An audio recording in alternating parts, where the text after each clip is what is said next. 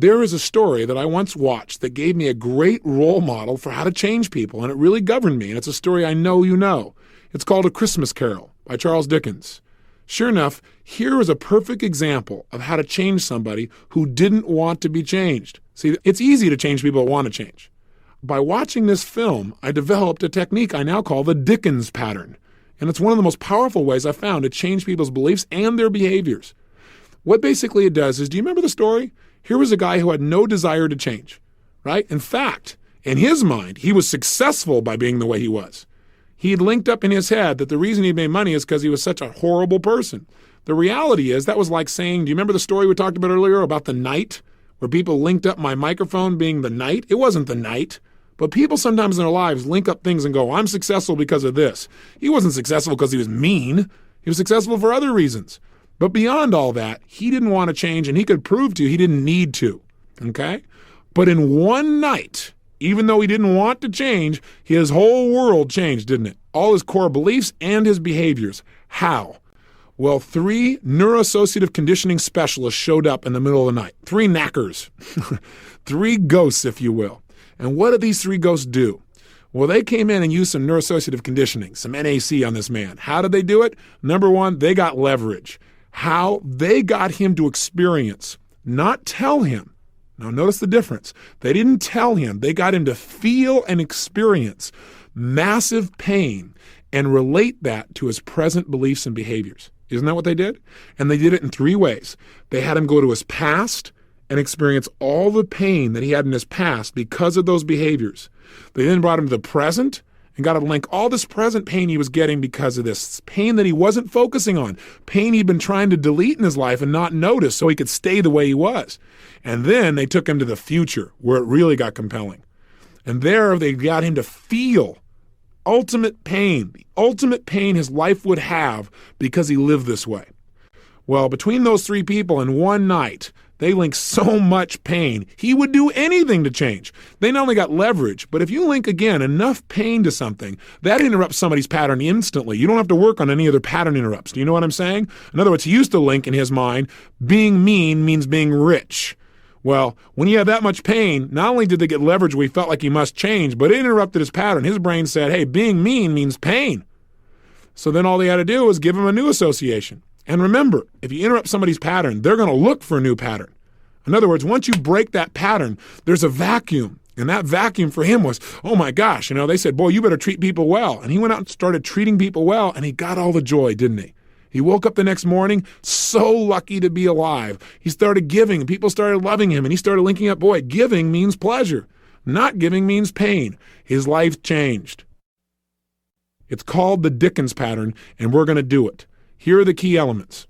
1, you got to be willing to experience some pain.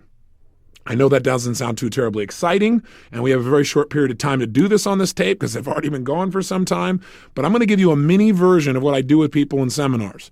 And what we're going to do, though, is you've got to be willing to really associate and feel the amount of pain that you have right now and or will have because of these limiting beliefs. Does that make sense? So I can't do it for you, not here anyway, not over this tape, but you've got to do it to yourself. I'll guide you through asking you some effective questions. Then, once we've gotten you to experience pain, primarily we're going to focus on the future because we don't have a lot of time to do what I call a full Dickens. We're just going to use the future, okay? Once we've done that, your brain will be motivated to make a change. That's where we're going to create a new belief, and we're just going to have you see what the positive consequences are and use those by conditioning. So let's begin Dickens. Here's what I want you to do. Take a nice deep breath in, exhale slowly, and I will tell you that if you're doing this in your car, this is not the ideal place to do it. If you're going to do this in your car, I would do it now, and you might want to do this again at home later on. It can be done in the car. Just make sure that you're paying attention to your driving as well, because this may internalize some feelings for you. So again, ideal place would be to stop, pull over, and take 8 minutes to do this with me, or wait till you get home and do this. But make sure you follow through. Don't learn all this stuff and then not apply it. Make sure you follow through and use it right now, or you commit to a time today where you're going to do this Dickens pattern. All right, let's begin. Take a nice deep breath in again. Exhale slowly. Close your eyes. And here's what I'm going to ask you to do. I want you to think about these 2 limiting beliefs that you have in your life. These 2 beliefs that have really held you back in various areas. And what I want you to do is I want you to imagine how much they weigh on your life and feel that weight on your body. And as you do, I want you to think about what are the consequences. By having these beliefs, what does it cost you? What does it cost you in the past, and what is it costing you now in your life to have these beliefs? In other words, what are you losing because of these beliefs? What are you missing out on? And be honest with yourself and just don't go, well, I'm missing out on some great relationships. Stop and think about specific relationships that maybe you've never looked at it before, but it's costing you a level of love, a rapport, or connection. And feel how that feels to feel that loss. Again, I'm counting on you to create the real pain in your body, otherwise we're wasting our time. Really be willing to feel it. Use a lot of pain in the present to have a lot of pleasure in the future. That's what we're asking you to do. Now, what is it costing you financially?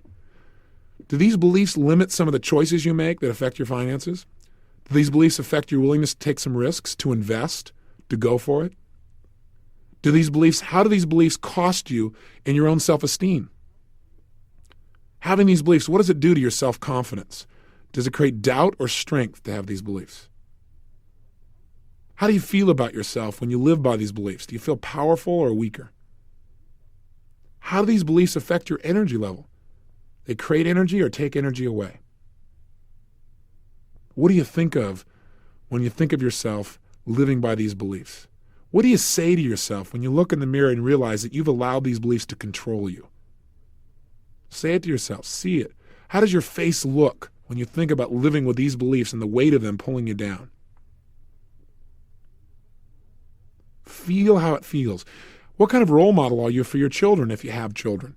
What kind of role model are you for anybody? How does it affect you spiritually, your relationship with your Creator? Think of what all the costs are for you physically, financially, emotionally, socially, spiritually. All of the areas of your life. Now do this.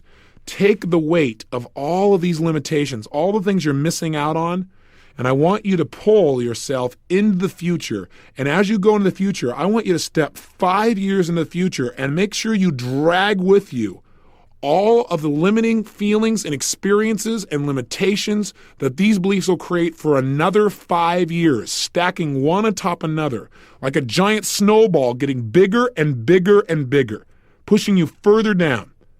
And I want you to step into the future 5 years from now and with you bring all the things you've missed out on, all the pain, all the frustration, all the anger that these beliefs have generated through time, all the things you've given up on.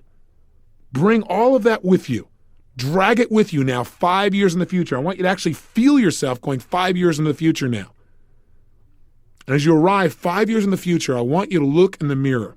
Now, if you don't think you're good at visualizing, feel as if you're looking in the mirror. Talk to yourself about these things. And as you come to the mirror, take a look at your face. And how do you look 5 years from now, having lived with all these limiting beliefs and not changed at all? What's the price you've paid? Do you look younger or older? More alive or less alive? More energized or less energized? Think about it. Feel it. Actually be there. What's been the price in your self-esteem? How do you feel about yourself, having lived for 5 years of these limiting beliefs and not changing them? What's been the cost to you? That's right. What do you like physically? Did it cause you to gain weight because you didn't like the way you felt, so you tried to distract yourself through food or smoke or drink? What's happened to your physical energy and flexibility? What has it done to you in business or in your career? Have you really gone as high as you could have, or what have you missed out on in your career because you had some of these limiting beliefs? What does it cost you? What's been the price of these beliefs? Again, feel it. Don't just think it. Feel what it would feel like if you're there right now and you paid that price for 5 long years. 5 years of those limitations. 5 years of giving up your power. What's been the price in relationships? Are there any relationships that you're no longer in because of this? What does it cost you in your emotional connection with the people you care about? What's it cost you financially for 5 years? What are the things you didn't do that you should have, and you didn't because of your fears about these beliefs? What's been the cost in your whole life? What do you say to yourself as you see yourself 5 years from now in the future with these limiting beliefs controlling your life? Feel it. Now step in the future 10 years from now. Drag 10 years of disappointment with you. 10 years of one failure building on another. 10 years of all the limitations of these beliefs, all the things you've missed out coming with you. 10 years in the future, and now look in the mirror and notice how you feel. You feel older or younger, more alive or less alive? Does your body feel heavier or lighter? Do you feel stronger or weaker? What do you say to yourself as you look at yourself after living this way for a decade, 10 years? What did you give up? What did you give up emotionally? How much frustration have you experienced for 10 years because of these beliefs? How many things were you afraid of? How many things did you not do? How many things did you give up on?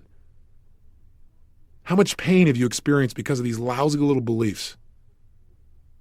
What's been the cost for you in your relationships now? Have you even given up on having that level of passion you know you deserved back then? Who's in your life? How do your friends think of you? How do you think of yourself? What's happened to you spiritually? What's happened to you physically? What's happened to you financially and emotionally? What's been the price of these beliefs? Feel it. Feel the pain and make it real for yourself.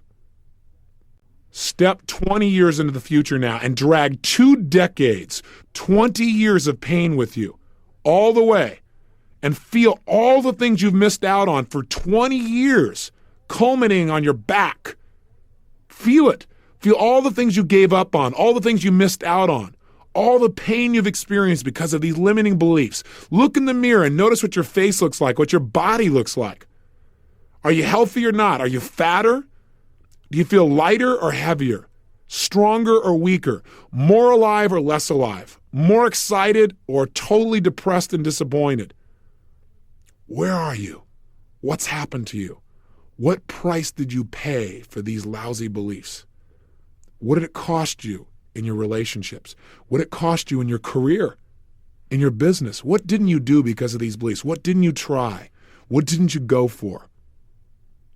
What does it cost you physically, emotionally, spiritually, financially? What does it cost your family life?